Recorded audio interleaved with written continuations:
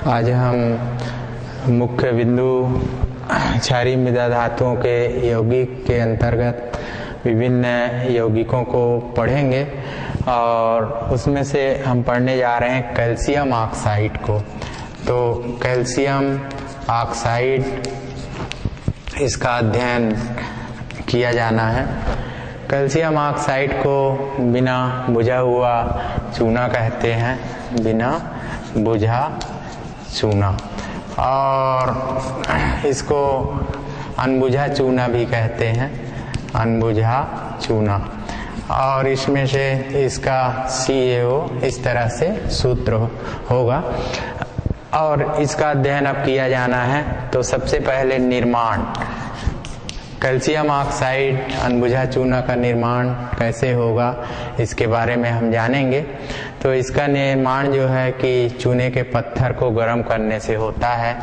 चूने के पत्थर को गर्म करने पर अब किस तरह से गर्म करेंगे, तो रासायनिक अभिक्रिया के रूप में कैल्शियम कार्बोनेट गर्म करने को यदि हम ऐसा लिखें तो कैल्शियम ऑक्साइड और कार्बन डाइऑक्साइड। तो इस तरह से आप देख रहे हैं कि अनबुझा चूना प्राप्त हुआ और ये उसका निर्माण का समीकरण है। अब निर्माण के समीकरण के साथ हमें देखेंगे कि किस तरह से चूने के पत्थर को हम रखेंगे चित्र के द्वारा। तो निर्माण अनबुझा चूना का जो हम पढ़ रहे हैं तो उसका संयंत्र पढ़ा जाएगा। तो आप देखेंगे कि इस तरह से यहाँ पर चूने के पत्थर रखे जाएंगे।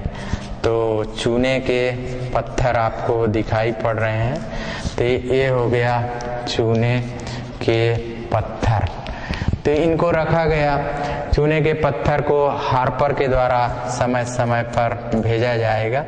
इस तरह से ये आप देख रहे हैं, ये है हार्पर।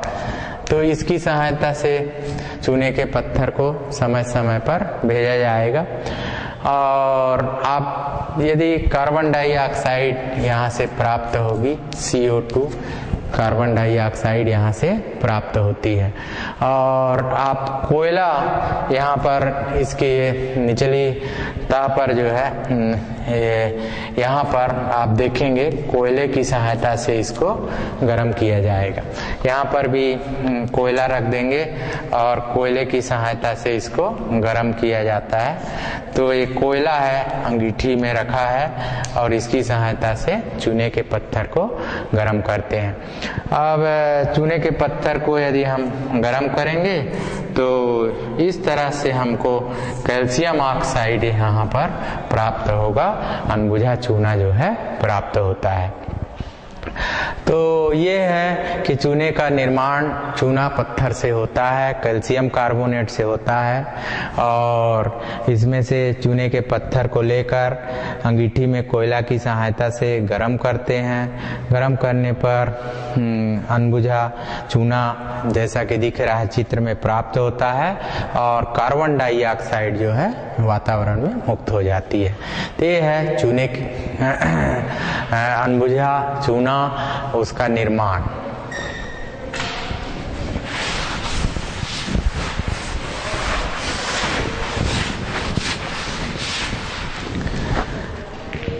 अब अनबुझा चूना का निर्माण के बाद उसके भौतिक गुण क्या होंगे इसको पढ़ा जाएगा। तो अनबुझा चूना के भौतिक गुण, जैसा कि आप सबने देखा होगा विभिन्न जगहों पर, ये सफ़ेद रंग का होता है। और तो इसको आप कहोगे कि अनबुझा चूना कैसा रहता है, सफ़ेद रंग का। और इसका जो गलनांक है, गलनांक जिसको हम मेल्टिंग पॉइंट कहेंगे, तो मेल्टिंग पॉइंट जो है 2870 डिग्री केल्विन इसका गलनांक होता है, गलनांक या मेल्टिंग पॉइंट होता है। तो अनबुझा चूना का 2870 गलनांक होगा, मेल्टिंग पॉइंट होगा। और गर्म करने पर जो है ये नहीं गलेगा, अनबुझा चूना गलता नहीं है। लाइम लाइट गर्म करने पर नहीं गलता है, तेज प्रकाश देता है। तो दूसरा भौतिक गुण होगा कि गर्म करने पर नहीं गलता है और तेज प्रकाश देता है, तेज प्रकाश, और उस तेज प्रकाश को लाइम लाइट कहते हैं। तो लाइम लाइट प्रदान करता है अनबुझा चूना। अब इसके बाद भौतिक गुण के बाद अब बारी आती है रासायनिक गुण। रासायनिक गुण किस तरह से देखने मिलता है इसको हम जानेंगे। तो नमी या वायु से अभिक्रिया को पढ़ना है। तो नमी तथा वायु, तो इससे क्रिया होगी अनबुझा चूना की। तो कैल्शियम ऑक्साइड मतलब ये हो गया अनबुझा चूना। नमी का तात्पर्य है H2O, इससे क्रिया होगा। तो आप जैसा देख रहे हैं कैल्शियम हाइड्रोक्साइड बनता है। इसी तरह से अनबुझा चूना पर वायु की कार्बन डाइऑक्साइड है, ये भी क्रिया करेगी कैल्शियम ऑक्साइड पर। तो इस तरह कैल्शियम कार्बोनेट CaCO3 प्राप्त होते हैं। तो नमी और वायु इनसे अभिक्रिया है, ये इसका पहला रासायनिक गुण है। तो आप यहाँ पर कहोगे कि हाइड्रोक्साइड बनते हैं, हाइड्रोक्साइड कार्बोनेट ये प्राप्त होते हैं, कार्बोनेट प्राप्त होते हैं। तो ये है पहला रासायनिक गुण अनबुझा चूना का। अब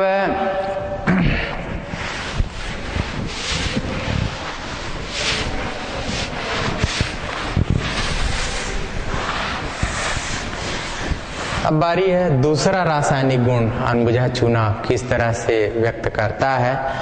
तो पानी के साथ अभिक्रिया।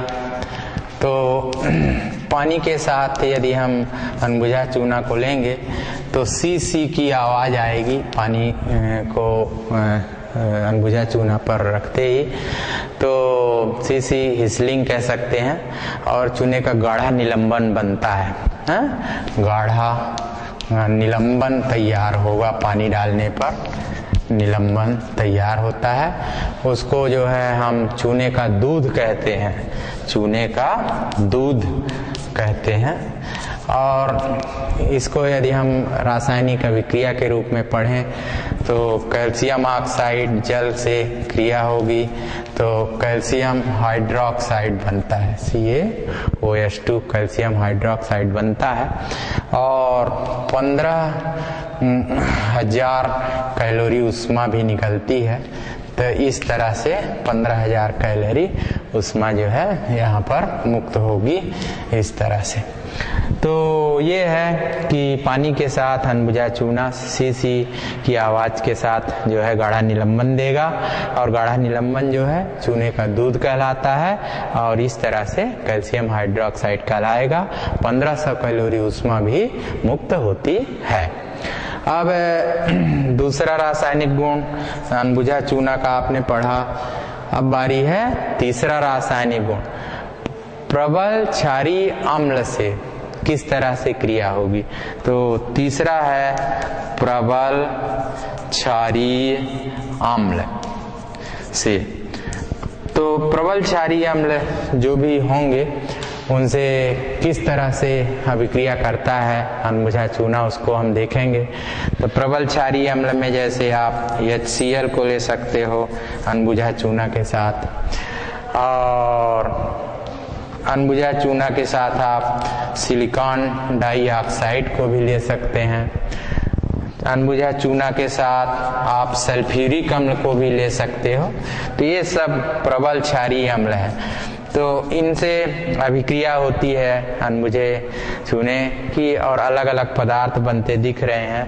यहाँ पर CaCl2 बनेगा, यहाँ पर CaSiO3 बनेगा, CaSiO3, यहाँ पर CaSO4 आपको बनता दिखेगा।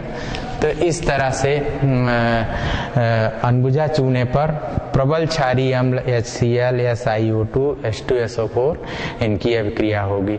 अब इसमें H2O भी बनेगा, तो इसको 2 बार लेना पड़ेगा और यहाँ पर H2O बनेगा। यहाँ पर सब पूरा अभिक्रिया है, कोई दिक्कत नहीं है। और यहाँ पर भी CaSO4 और ये H2O बनेगा, तो यहाँ पर भी आपको इस तरह से लिखना होगा। तो प्रबल क्षारीय अम्ल जो होते हैं उन पर अनबुझा चूना, ये प्रबल क्षारीय अम्ल है, इन पर अनबुझा चूना किस तरह से calcium chloride, calcium silicate, calcium sulphate का निर्माण करता है।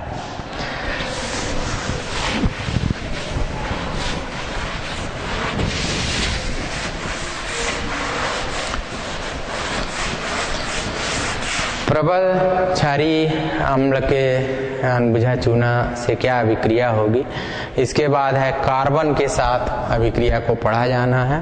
तो चौथा रासायनिक गुण जो है अनबुझा चूना का, कार्बन के साथ। तो कार्बन जो है इसको हम लेंगे और उसके साथ क्रिया होगी, तो लिख देंगे फिर से अनबुझा चूना, कैल्शियम ऑक्साइड, कार्बन को लिखते हैं कार्बन, और कैल्शियम कार्बाइड प्राप्त होता है, कैल्शियम कार्बाइड CaC2 जो है प्राप्त होगा, और कार्बन मोनोऑक्साइड निकलेगी इस अभिक्रिया में, कार्बन मोनोऑक्साइड। तो इस तरह से हमको यहाँ पर 3 कार्बन को लेना होगा, 2 और 1 3। तो ये है कि कार्बन के साथ कैल्शियम ऑक्साइड किस तरह से क्रिया करता है। क्लोरीन के साथ भी क्रिया होती है, और इसको भी यदि हम जानना चाहें तो यहाँ पर क्लोरीन इस तरह से व्यक्त करेंगे। और क्लोरीन पर यदि हम अनबुझा चूना को ले लें तो आप सब जानते हैं कि कैल्शियम क्लोराइड बनेगा और ऑक्सीजन बनेगा, CaCl2, और कौन बनता है, ऑक्सीजन बनता है। और इस तरह से सभी को हमको 2 लिखकर संतुलित करना होगा।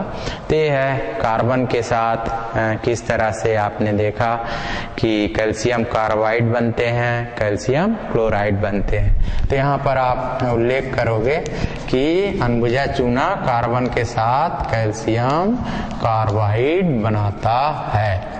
तो ये एक और गुण हुआ, रासायनिक गुण हुआ, रासायनिक अभिक्रिया हुई अनबुझा चूना की कार्बन के साथ। अब और हम रासायनिक गुणों की यदि बात करें अनबुझा चूना के, तो है अमोनियम लवण से अभिक्रिया, अमोनियम लवण। तो अमोनियम लवण से अभिक्रिया कैसे करेंगे अनबुझा चूना, तो अमोनियम क्लोराइड एक अमोनियम लवण है, इस तरह से अनबुझा चूना कैल्शियम ऑक्साइड की क्रिया होगी इस पर, तो कैल्शियम क्लोराइड बनेगा CaCl2, क्लोरीन 2 है तो इसको आपको 2 लिखकर इस तरह से संतुलित करना होगा। और यहाँ पर H2O भी बनेगा, अमोनिया भी बनेगी, और अमोनिया 2 बार बनेगी निश्चित रूप से। और इस तरह से आपने देखा 2 बार हमको लेना है। और कुल मिलाकर अमोनियम लवण से यदि अनबुझा चूना क्रिया करता है तो अमोनिया प्राप्त होती है, अमोनिया प्राप्त होती है। और उसका ये रासायनिक समीकरण है अमोनियम लवण अनबुझा चूना, और ये देखिए अमोनिया प्राप्त हो रही है।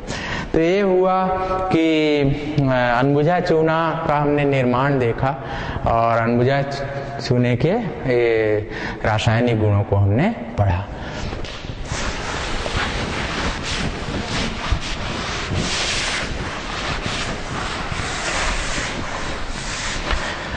अब अंत में है उपयोग। अनबुझा चूना का कहाँ पर उपयोग होगा, किस काम में लाया जाएगा, इसको हम जानेंगे। तो धातु कर्म जब भी होता है तो उसमें गालक रहता है, तो धातु कर्म में गालक के रूप में, गालक के रूप में ते धातु कर्म है, उसमें गालक के रूप में अनबुझा चूना रहेगा। भट्टियों में यदि हमको बेसिक स्तर लगाना है, भट्टियों में बेसिक स्तर, आधारी जो परत है, बेसिक स्तर, तो इसमें भी हम इसी अनबुझा चूना को प्रयुक्त करते हैं। इसके अलावा एल्कोहल है, गैस है, उसको सुखाने में भी तो आप लिखोगे एल्कोहल है, गैस है, और इनको जो है सुखाने में, इनको यदि सुखाना है तो उसमें भी अनबुझा चूना को हम प्रयुक्त करेंगे।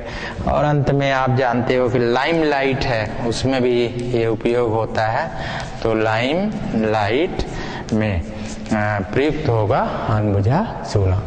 तो क्षारीय मृदा धातुओं के यौगिक जो पढ़े जा रहे हैं उसमें आप सभी ने देखा, अभी अभी हमने कैल्शियम ऑक्साइड को पढ़ा। कैल्शियम ऑक्साइड अनबुझा चूना या उसी को बिना बुझा चूना कहते हैं। उसका निर्माण, उसके रासायनिक गुण और अंत में उसका उपयोग।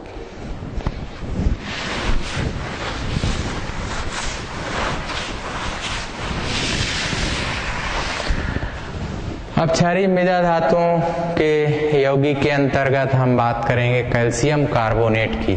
तो अब पढ़ा जाना है कैल्शियम कार्बोनेट।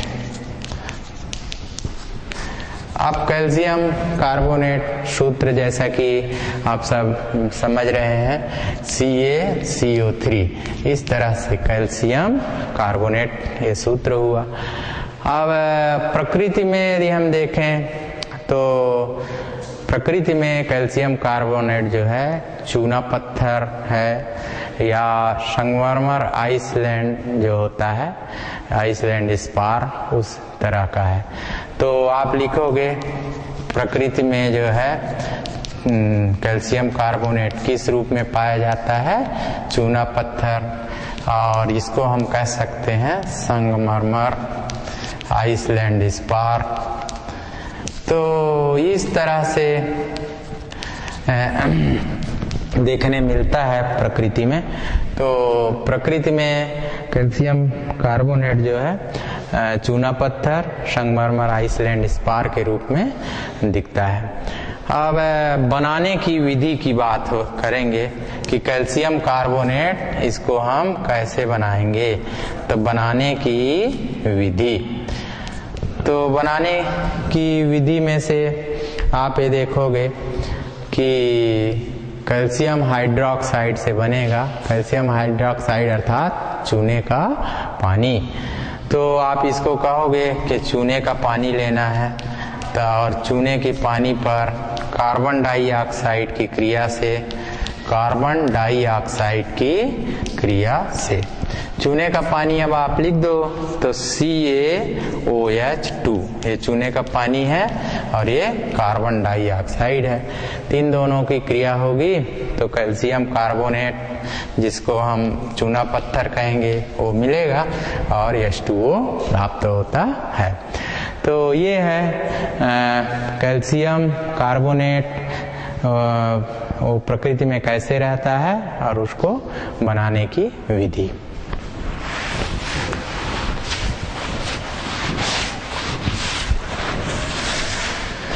अब इस कैल्शियम कार्बोनेट के गुण क्या होंगे, किस तरह से विभिन्न पदार्थों से अभिक्रिया व्यक्त करता है।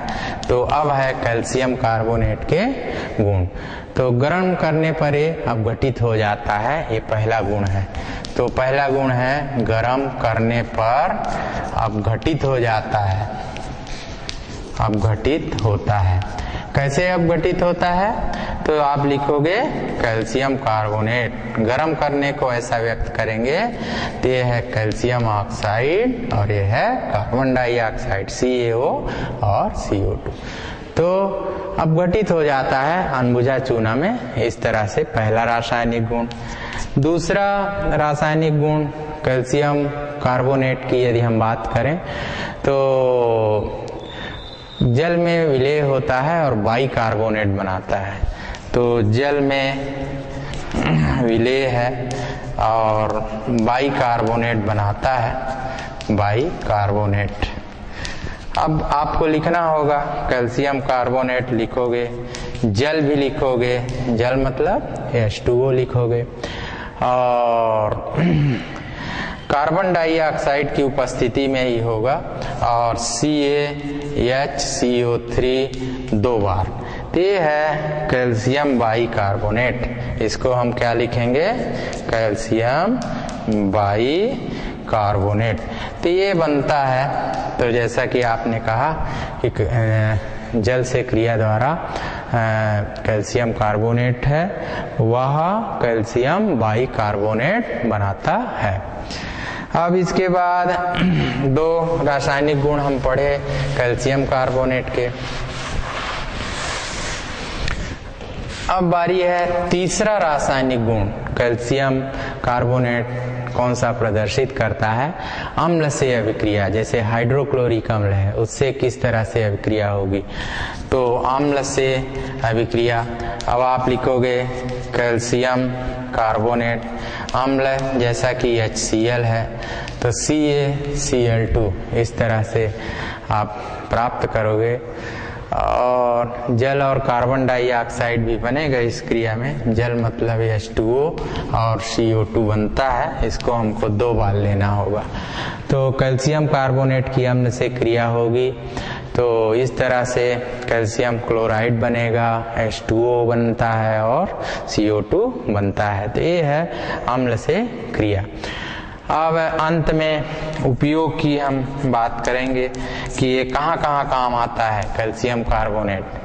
तो कैल्शियम कार्बोनेट जो है कहाँ काम आता है, इसको हमको जानना है।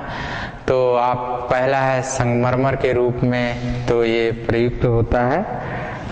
तो आप लिखोगे संगमरमर के रूप में। संगमरमर के रूप में कहाँ काम आता है? तो भवन निर्माण जो होता है, मूर्ति निर्माण होता है, तो इन जगहों पर इसका उपयोग होता है। अब दूसरा यदि हम बात करें कि कैल्शियम कार्बोनेट कहाँ काम आएगा, तो चूना है, धोवन सोडा है इसके बनाने में। तो दूसरा है चूना धोवन सोडा, इसके निर्माण में भी होता है। तो चूना धावन सोडा इसके निर्माण में किया जाता है। चाक, जैसा कि आप देख रहे हैं, तो चाक के निर्माण में, चाक बनाने में, इसमें भी जो है उपयोग किया जाता है कैल्शियम कार्बोनेट का। तो ये जो चाक है ये कैल्शियम कार्बोनेट से बना होता है। तो क्षारीय मृदा धातु के यौगिक जो पढ़े जा रहे हैं इस पाठ में, तो इसमें अभी अभी पढ़ा गया ये है कैल्शियम कार्बोनेट। कैल्शियम कार्बोनेट का हमने देखा कि किस तरह से बनाने की विधियां, इसका निर्माण कैसे होगा, और कैल्शियम कार्बोनेट के रासायनिक गुण विभिन्न पदार्थों से, जैसे अम्ल से यहाँ लिखा गया है, इस तरह के अन्य पदार्थों से कैसे क्रिया हुई। और अभी अभी हम पढ़े कि इसका उपयोग किस तरह से है। तो ये पढ़ा गया कैल्शियम कार्बोनेट।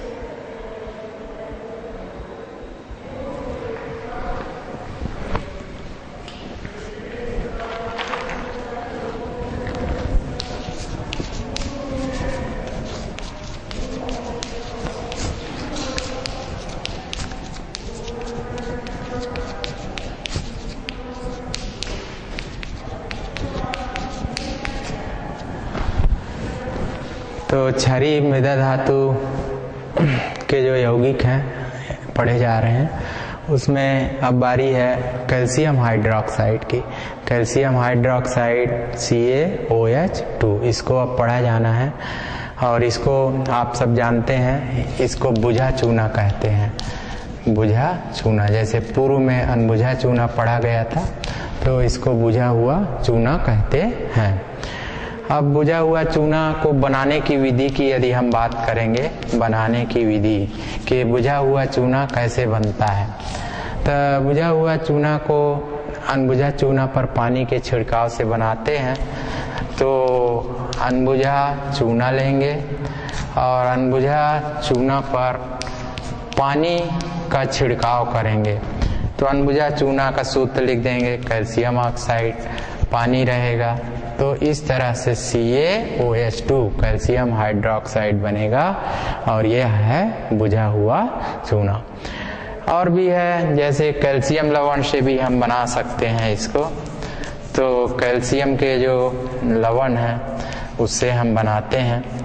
तो कैल्शियम लवण में जैसे आप कैल्शियम का कोई भी लवण ले लेंगे, कैल्शियम नाइट्रेट है, तो कैल्शियम नाइट्रेट लेंगे, इस पर क्षार की अभिक्रिया करा देंगे। क्षार मतलब NaOH की अभिक्रिया होगी, तो सोडियम नाइट्रेट बनता है NaNO3 और ये बनेगा आपका अनबुझा चूना। तो अनबुझा चूना CaOH2 इसमें भी बनता है और इस तरह से आप संतुलित भी करना पड़ेगा आपको। तो इस तरह तो कैल्शियम लवण जैसे ये हुआ, तो कैल्शियम लवण से भी हम बुझा हुआ चूना को प्राप्त करते हैं। तो बुझा हुआ चूना बनाने की दो विधियां हैं, एक अनबुझा चूना पर पानी की क्रिया से और कैल्शियम लवणों पर क्षार की क्रिया से हम बना सकते हैं।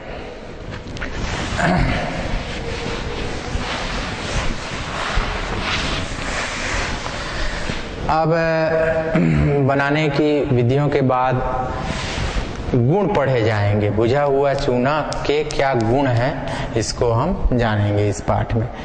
तो बुझा हुआ चूना के गुण में सफेद है, ये आंशिक विलेय होता है, तो सफेद रहता है और कैसा रहता है, आंशिक विलेय, थोड़ी मात्रा में विलेय है। तो ये गुण हुआ। अब 400 डिग्री तक यदि गर्म करते हैं, दूसरा गुण इसका ये है बुझा हुआ चूना को कि 400 डिग्री तक गर्म करते हैं तो गर्म करने पर जल अणु इससे निकल जाएगा। जैसे CaOH2 400 डिग्री तक का यदि आप गर्म करते हो, तो 400 डिग्री तक गर्म करोगे तो कैल्शियम ऑक्साइड और जल के अणु इससे बाहर हो जाएंगे। तो ये देखने मिलता है इसका दूसरा रासायनिक गुण। कार्बन डाइऑक्साइड गैस प्रवाहित करते हैं CO2 प्रवाहित करने पर।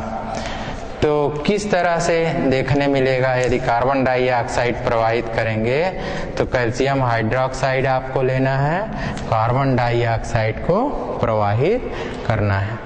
तो जैसे ही कार्बन डाइऑक्साइड प्रवाहित करते हैं तो कैल्शियम कार्बोनेट बनता है, CaCO3 अवक्षेपित होता है, ऐसा लिखेंगे अवक्षेपित होने को। और इसके अलावा H2O बनता दिख रहा है इसमें, तो इस तरह से होता है।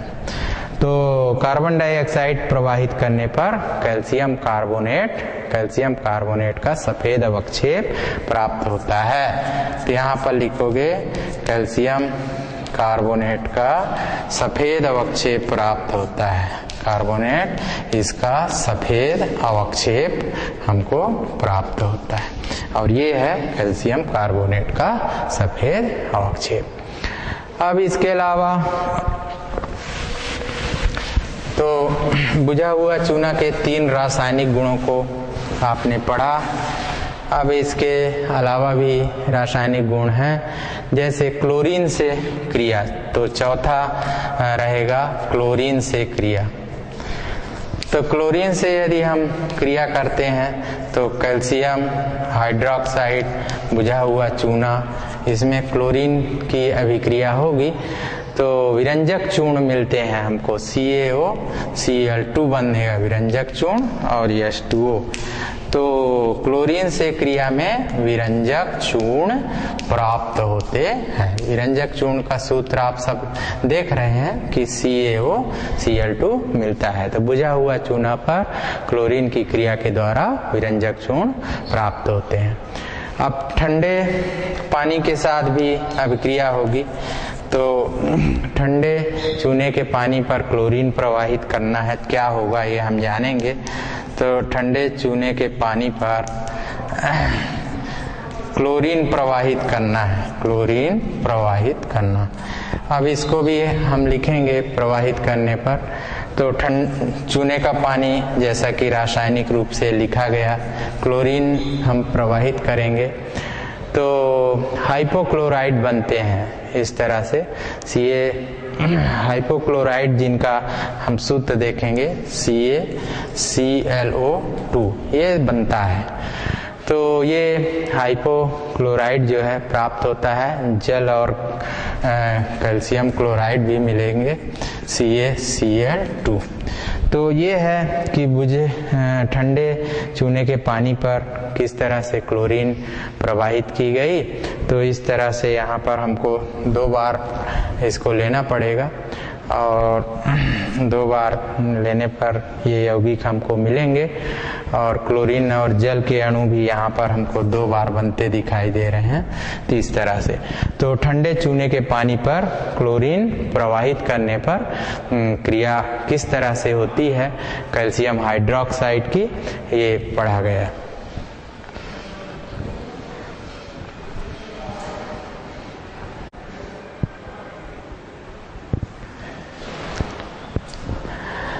ठंडा चूने के पानी पर क्लोरीन प्रवाहित करने पर आपने क्रिया पढ़ी।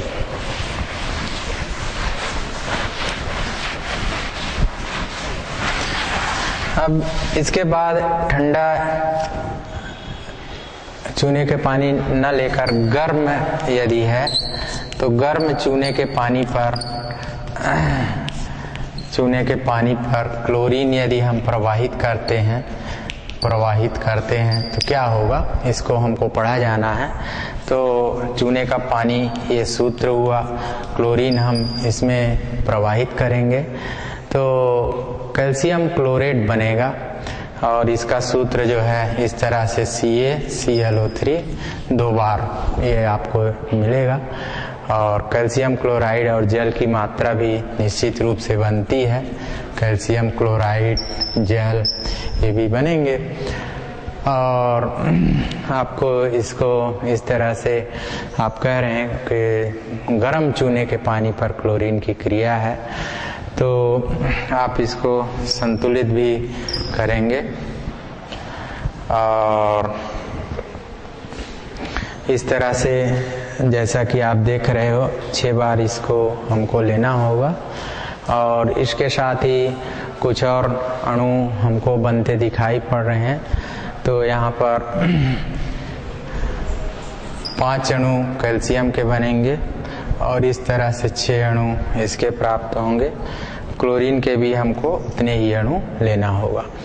तो कैल्शियम हाइड्रोक्साइड बुझा हुआ चूना जिसको आप पढ़ रहे हैं, तो उस पर यदि गर्म चूने के पानी पर यदि हम क्लोरीन को प्रवाहित करें, गर्म चूने के पानी पर यदि हम क्लोरीन को प्रवाहित करें तो इस तरह से यौगिक हमको प्राप्त होंगे। और जैसा कि यहाँ पर सुधार कर लीजिए, यहाँ पर कैल्शियम 1 हुआ और इधर कैल्शियम कितना हुआ 5। तो समीकरण के इस ओर की चीजें, समीकरण के बाईं ओर की चीजें, समीकरण के दाहिनी ओर के जो अणु है, परमाणु है, वो सब बराबर होना चाहिए। इधर कैल्शियम 6 दिख रहा है, उधर भी 6 है। इधर ऑक्सीजन की यदि हम बात करें तो 12 ऑक्सीजन दिख रहे हैं, इधर भी 6 और 6 12 ऑक्सीजन परमाणु दिख रहे हैं। तो समय समय पर हमको विभिन्न परमाणुओं की संख्या कितनी है इसको हमको देखते रहना है, यह समीकरण संतुलित करना कहलाता है। तो 6 अणु जब हम कैल्शियम हाइड्रोक्साइड के प्रयुक्त किए तो इस तरह से कैल्शियम क्लोरेट बना, कैल्शियम क्लोरेट बनता है। और ये जैसा कि और भी पदार्थ बने आपने देखा, तो मुख्य रूप से यहाँ पर लिखोगे कैल्शियम क्लोरेट बनता है। तो ये क्लोरेट बनता है। तो ये हो गया एक और रासायनिक गुण बुझा हुआ चूना का। अब अमोनियम क्लोराइड के साथ और भी अभिक्रिया हमको पढ़ना है। Ammonium chloride. तो अमोनियम क्लोराइड के साथ क्रिया को अब पढ़ेंगे। अमोनियम क्लोराइड जैसे ये हो गया, और इस पर हम क्रिया करेंगे बुझा हुआ चूना मतलब CaOH2। तो बुझा हुआ चूना और अमोनियम क्लोराइड की क्रिया होगी, तो आपको दिख रहा है कैल्शियम क्लोराइड बनेगा CaCl2, अमोनिया बनेगी NH3, जल बनेगा H2O। तो ये विभिन्न पदार्थ बनते हैं और इसको भी अब संतुलित करना होगा। तो अमोनियम क्लोराइड जैसा कि आप देख रहे हो, तो यहाँ पर जो है यहाँ पर 2 अणु अमोनिया बनेगा और इधर जो है 2 अणु जल के प्राप्त होते हैं। तो अमोनियम क्लोराइड के साथ बुझे हुए चूने की क्या अभिक्रिया होगी, इसका अध्ययन अभी हमने किया। अब अंत में गुण पढ़े गए। गुण के बाद अब बारी आती है उपयोग की। उपयोग कहाँ पर होगा बुझे हुए चूने का, उसको हमको पढ़ना है। तो अब हम पढ़ने जा रहे हैं उपयोग। तो बहुत ही प्रचलित पदार्थ है, तो इसको कास्टिक सोडा बनाने में इसका उपयोग होता है। कास्टिक सोडा बनाने में, तो कास्टिक सोडा बनाने में बुझे हुए चूने का उपयोग होगा। कोल गैस है, उसके शोधन में भी होता है। तो कोल गैस और उसके शोधन में, शुद्धिकरण में उपयोग होगा। तीसरा उपयोग जो है कैल्शियम हाइड्रोक्साइड या बुझे हुए चूने का दीवारों में सफेदी करना है आपको। तो दीवारों में सफेदी करना है, तो इसमें भी उपयोग होता है बुझे हुए चूना या कैल्शियम हाइड्रोक्साइड का।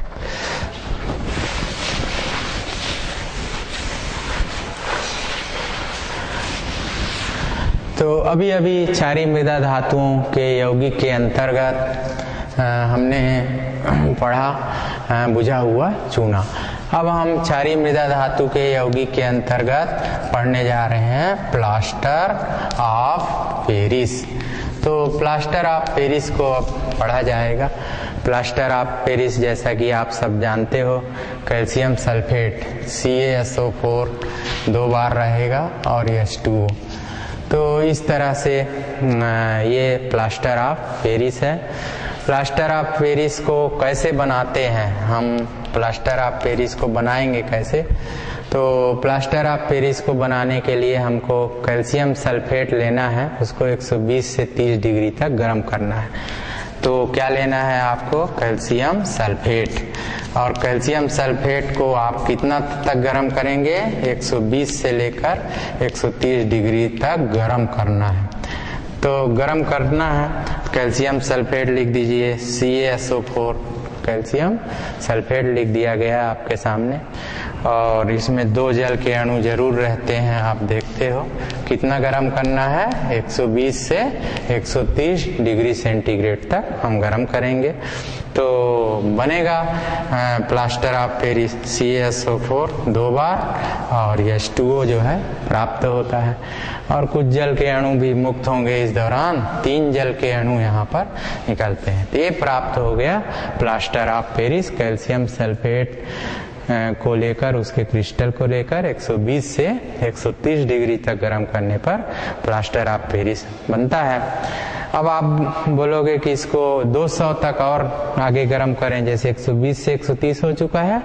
अब यदि आप इसको 200 डिग्री सेंटीग्रेड तक और गर्म कर दोगे, तो गर्म करने पर आप ये देखोगे कि CaSO4 2 बार H2O ऐसा है। यदि आप इसको 200 तक गर्म कर दोगे, तो 200 तक गर्म करते ही आप ये पाओगे कि जल का अणु ये बाहर चला जाएगा। जल का अणु बाहर चला गया तो क्या बचेगा? तो 2 बार बच जाता है CaSO4।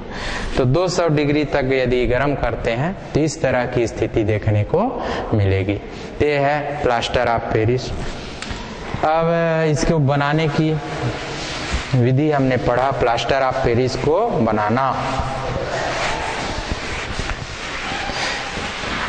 अब प्लास्टर ऑफ पेरिस के गुण क्या होंगे, इसको हमको जानना है। तो प्लास्टर ऑफ पेरिस का गुण है कि पानी सोख कर जम जाता है, हमेशा पानी को सोख कर क्या होता है, जम जाता है। कैसे? तो पानी को सोखता कैसे है, सोख कर कैसे जम जाता है, तो इसको हम जान रहे हैं। तो CaSO4 2 बार और H2O, ये प्लास्टर ऑफ पेरिस है, जल को सोख लेगा, जल को H2O को क्या करेगा, ये सोख लेगा। तो इस तरह से बदल जाता है 2CaSO4 और 2H2O। तो कहने का मतलब ये हुआ कि ये पदार्थ बनता है। अब यदि आप इसको जम गया है, इसको अब फिर से यदि आप चाहो कि 200 डिग्री सेंटीग्रेड तक गर्म करते हैं, तो यदि आप इसको जो बना पदार्थ है इसको यदि आप गर्म कर दोगे 200 डिग्री तक, या हम कह सकते हैं प्लास्टर ऑफ पेरिस CaSO4 और 2 बार और H2O, इसको यदि हम 200 डिग्री तक गर्म कर देते हैं, 200 डिग्री सेंटीग्रेड ताप तक यदि हम गर्म करते हैं, तो पहले CaSO4 बनेगा, CaSO4 बन जाएगा।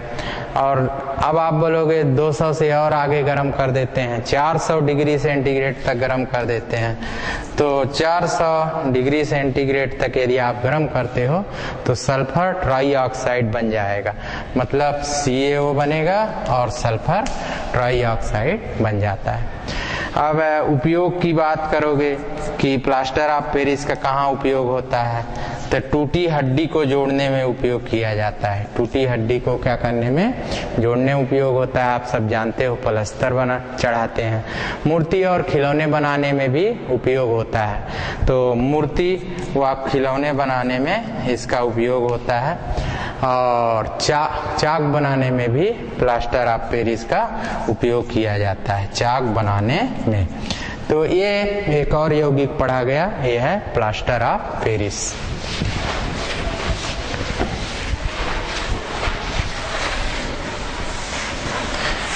अब क्षारीय मृदा धातुओं के यौगिक में अंतिम यौगिक पढ़ा जाना है, और अंतिम यौगिक है कैल्शियम सल्फेट। तो कैल्शियम सल्फेट के बारे में पढ़ा जाएगा। कैल्शियम सल्फेट, कैल्शियम सल्फेट को हम जिप्सम साल्ट कहेंगे। क्या कहते हैं? Gypsum salt. तो जिप्सम साल्ट या कैल्शियम सल्फेट इसको पढ़ेंगे। सूत्र होगा इसका, कैल्शियम सल्फेट और 2 जल के अणु इसमें रहते हैं। तो ये है जिप्सम साल्ट या कैल्शियम सल्फेट का रासायनिक सूत्र। अब इसको बनाने की विधि कि हम इसको कैसे बनाते हैं, तो बनाने की विधि विभिन्न विधियां प्रचलित हैं। जैसे कैल्शियम ऑक्साइड से हम बना सकते हैं इसको, CaO। तो कैल्शियम ऑक्साइड पर जब भी हम सल्फ्यूरिक अम्ल की क्रिया कराएंगे, H2SO4 की क्रिया कराएंगे, तो CaSO4 ये बना और H2O यहाँ पर मुक्त होगा।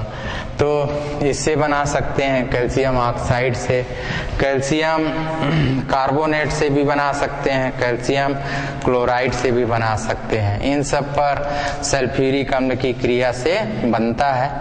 अब फिर से वही कैल्शियम सल्फेट हर जगह पर बनेगा, तो आप लिख दोगे। और बचा हुआ पदार्थ आपको जो यहाँ दिख रहा है, तो यहाँ पर H2O और CO2 बनता दिख रहा है, तो यहाँ पर लिख दोगे आप H2O और यहाँ पर क्या लिख दोगे? CO2। यहाँ पर आपको HCl बनता दिख रहा है, तो 2 अणु आप क्या लिख दोगे? HCl। तो ये है कैल्शियम सल्फेट या जिप्सम साल्ट कैसे बनता है। तो ऑक्साइड है, कार्बोनेट है, क्लोराइड है, उन सभी पर सल्फ्यूरिक अम्ल की क्रिया के द्वारा जो है कैल्शियम सल्फेट बनता है। अब इसके बाद गुण की बात करें, तो गुण जो है ये सफेद क्रिस्टली होता है। कैल्शियम सल्फेट कैसा होता है? सफेद क्रिस्टली। जल में 40 डिग्री सेंटीग्रेड तक जो है ताप तक गर्म करेंगे तो अल्प विलेय जो है ये देखने को मिलता है। तो ये गुण हुए इसके कैल्शियम सल्फेट या जिप्सम साल्ट के। अब इसके बाद जो है कार्बनिक ईंधन की अनुपस्थिति में यदि इसको हम गर्म करते हैं तो गुण के अंतर्गत अब हम पढ़ रहे हैं कार्बनिक ईंधन की उपस्थिति में गर्म करने पर। तो कार्बनिक ईंधन की अनुपस्थिति में यदि हम गर्म करें तो अनुपस्थिति में यदि हम गर्म करेंगे तो इस तरह से देखने मिलेगा कैल्शियम सल्फेट कितनी बार रहेगा, 2 बार, और यहाँ पर क्या रहेगा, H2O। 200 डिग्री तक गर्म कर देते हैं तो 200 डिग्री तक गर्म करेंगे तो कैल्शियम सल्फेट रह जाएगा। अब आप बोलेंगे इसको और अधिक गर्म करें 400 डिग्री सेंटीग्रेड तक तो कैल्शियम ऑक्साइड बनेगा और SO3 प्राप्त होता है। तो ये है कि इसको किस तरह से अनुपस्थिति में गर्म किया जाता है। प्लास्टर ऑफ पेरिस सभी जो है अवशोषित जिप्सम में इसके गुण भी देखने को मिलते हैं। तो ये हुआ। अब तीसरा हम कहेंगे कि किस तरह से जल अवशोषित करता है। तो जल अवशोषित करता है, कैसे करता है, तो आप ये देखोगे कि कैल्शियम सल्फेट होता है 2 बार और H2O, इसको जल और देते हैं, H2O देंगे तो ये जल को क्या कर लेता है, अवशोषित कर लेता है। तो कुल मिलाकर 2 बार कैल्शियम सल्फेट और H2O ये मिलता है और ये प्लास्टर ऑफ पेरिस में देखने मिलता है। तो जल का अवशोषित कैसे करता है कैल्शियम सल्फेट, आपने इसका अध्ययन किया। और भी जिप्सम का उपयोग है, वह अंत में हम पढ़ेंगे। तो उपयोग इसका चाक बनाने में होता है। जिप्सम का उपयोग कहाँ होता है, चाक बनाने में। जैसा कि आप देख रहे हैं ये चाक है, वो इस तरह से कैल्शियम सल्फेट के उपयोग के द्वारा जो है बनाई जाती है। और भी उपयोग है, सीमेंट उद्योग में भी होता है। और खाद जो है उसमें यदि कैल्शियम की मात्रा प्रयुक्त करना है तो कैल्शियम की प्रचुरता को बढ़ाना है, उसकी और अधिक मात्रा को, तो उसमें भी कैल्शियम सल्फेट जो है प्रयुक्त किया जाता है। और इस क्षारीय मृदा धातुओं के यौगिक के अंतर्गत हम अंत में ये जानेंगे कि चूना और चूने पत्थर का क्या औद्योगिक महत्व है। तो इसके बाद अब बारी है चूना और चूना पत्थर का क्या औद्योगिक महत्व है। तो चूना पत्थर का औद्योगिक महत्व, चूना पत्थर का महत्व तो कई कामों में आप देखते हैं कि सीमेंट है, इस्पात है, उसमें काम आता है। तो चूना और चूना पत्थर कहाँ काम आता है, सीमेंट में। दूसरा आप और पढ़ेंगे इस्पात उद्योग में भी इसका उपयोग होता है, इस्पात उद्योग में। और सबसे बड़ी बात यह है कि जल को साफ करने में, जल को साफ करने में चूना और चूना पत्थर काम आता है। तो कैसे साफ करने में काम आता है, तो आपने कठोरता की बात पढ़ी होगी जल में। तो जल में कैल्शियम बाइकार्बोनेट की कठोरता होती है, मैग्नीशियम बाइकार्बोनेट की कठोरता होती है। तो ये कठोरता को हम कैल्शियम के जो यौगिक हैं, कैल्शियम हाइड्रोक्साइड, ये आप देखते हो कैल्शियम हाइड्रोक्साइड दोनों जगहों पर काम होगा। तो कैल्शियम मैग्नीशियम के उपस्थिति में तो कैल्शियम कार्बोनेट और जल बनता है, कैल्शियम कार्बोनेट और जल बनेगा यहाँ पर। और यहाँ पर बात होगी तो मैग्नीशियम कार्बोनेट जल बनेगा, तो मैग्नीशियम कार्बोनेट बनता है, जल भी बनेगा। और जल के साथ इसमें एक महत्वपूर्ण यौगिक कैल्शियम कार्बोनेट भी बनता है। और इस तरह से सभी चीजें आपको देखने मिलेंगी। जल के अणुओं को यहाँ 2 बार, यहाँ भी 2 बार लेना होगा। तो जल को साफ करने में चूना और चूना पत्थर का महत्व होता है। तो साथ में देखा सीमेंट में भी चूना एवं चूना पत्थर का महत्व आपको देखने मिलेगा। और इसके अलावा यहाँ पर हमको कैल्शियम के 2 अणु जरूर प्राप्त होंगे। मैग्नीशियम कार्बोनेट का एक ही अणु हमको मिलेगा और कैल्शियम कार्बोनेट साथ में है। जल को साफ करने में, जल में जो कठोरता पाई जाती है कैल्शियम एवं मैग्नीशियम के बाइकार्बोनेट के कारण जल में कठोरता होती है। तो उस कठोरता को दूर करने में चूना एवं चूना पत्थर का महत्व होता है। तो समीकरण की सहायता से हम व्यक्त कर रहे हैं कि किस तरह से अस्थायी स्थायी कठोरता को हम दूर करते हैं, और ये आपने देखा। और क्षार एवं क्षारीय मृदा धातु में इन सब चीज़ों को पढ़ा गया। अंत में क्षारीय मृदा धातुओं के यौगिक, चूना एवं चूना पत्थर का महत्व, ये सब आपने अध्ययन किया। और क्षार एवं क्षारीय मृदा धातुओं का यौगिक यह पाठ यहीं पर समाप्त होता है। आप सभी बच्चों, आप सभी को धन्यवाद।